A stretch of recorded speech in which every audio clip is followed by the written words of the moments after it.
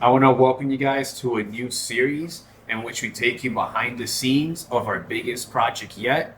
We're building a shipping container restaurant for Wendy's. Yeah, so we also have some past builds with Wendy's before. What we did specifically was trailers before we got into the shipping container. What was very funny is that they want to go ahead and do a little bit more of a test of the longevity and durability of projects. So what they actually purchased was a 16-foot trailer.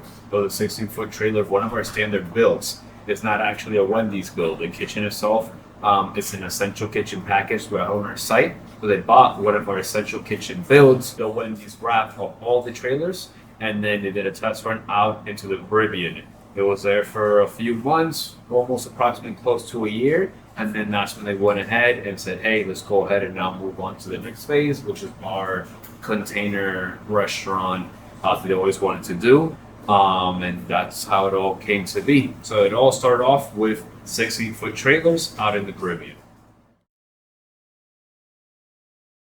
So the module shipping container is actually a plan that Wendy's actually had for a few years. And what they only had so far was concepts out in Central America and in the Caribbean. It's just concepts that they had. It wasn't full on operating restaurants. They kind of wanted to go ahead and bring it on to life. So they went ahead and tested out with a few different manufacturers when it came into pricing, processes, and just overall quality of work, and we ended up being on top and being the manufacturer of choice on building the modular shipping container for Wendy's. And when it comes down to the restaurant itself, is that you're able to test out markets evenly. You're so able to ship out each individual container to different locations of that city, of that county, of that country. And then the most important part, of course, was when it comes to the pricing. When it comes to pricing for these module containers, it's probably not even one third of what it comes out to building an actual brick and mortar. So the pricing itself is a lot more attractive, and you're able to test out the market significantly easier before committing to a full normal brick and mortar at one location. So this first Wendy's restaurant shipping container is going to Trinidad and Tobago. So that's where it's going to go. We're actually in the process of building a second and third restaurant for the same franchisee, and they're also going to go to Trinidad and Tobago.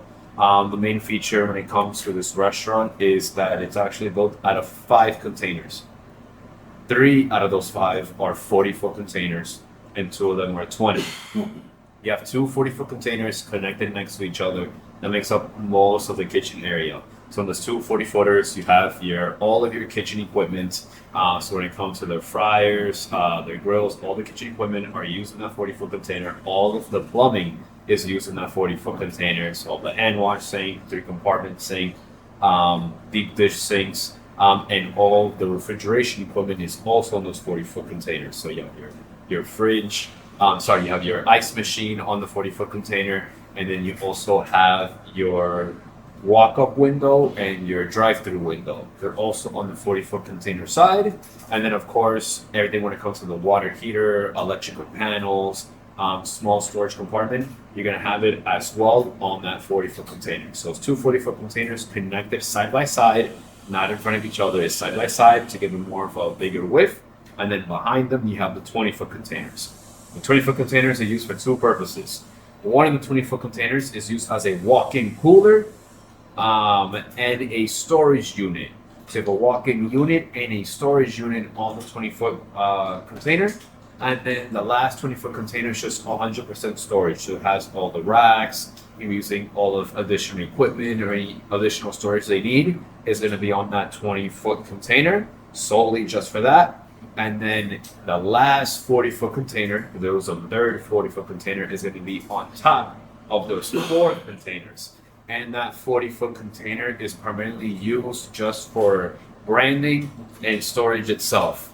On top of that 40-foot container, there is a cutout used for the AC, the air induction. So the air induction from that tall container does help flow all the air conditioning for the whole restaurant. But overall, the main purpose for that container on top is just for branding purposes. Gonna have the wrap, the signage, all on that one on top. Yeah, so there's a few departments that actually worked in this Wendy's project itself.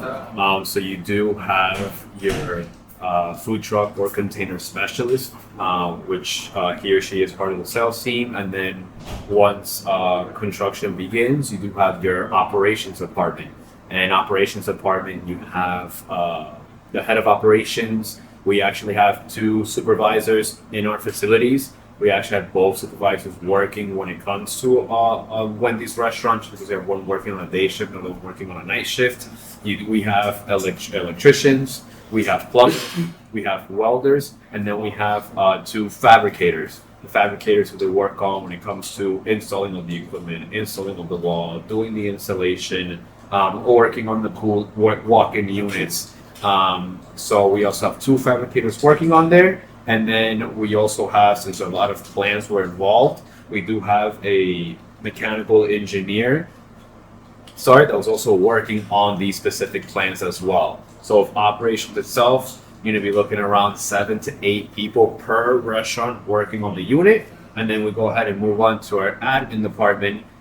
We do have 2 people currently in our admin department working for this restaurant alone. That is basically in charge of, invoicing, purchasing on all the equipment, seeing if any equipment is delayed or on back order, getting the tracking of each specific equipment and materials that are involved using for the restaurant, and of course, getting any other timelines or time frames for the actual project. And they're also in charge of pickup for the restaurant. So the project took us 8 weeks to manufacture and complete. So what I do like to go ahead and mention to all of our clients and franchisees, when it comes into completing this 8-week time frame, it comes to the equipment itself specifically. So when it comes to a project like Wendy's already has programmed specific brands and equipment they want to use for all their restaurants. It's basically universal. So what we had to do to complete that time frame is, before we even start construction, 2 to 3 months prior, we had to go ahead and purchase all the equipment for the restaurant. It could be done with ourselves. Sometimes franchisees like to purchase the equipment themselves independently. That's perfectly fine. It's important to purchase the equipment 2 to 3 months before construction begins, just because timing on delivery for the equipment can take around 8 to 12 weeks alone. Once you have the equipment in the facilities, it takes 8 weeks to build.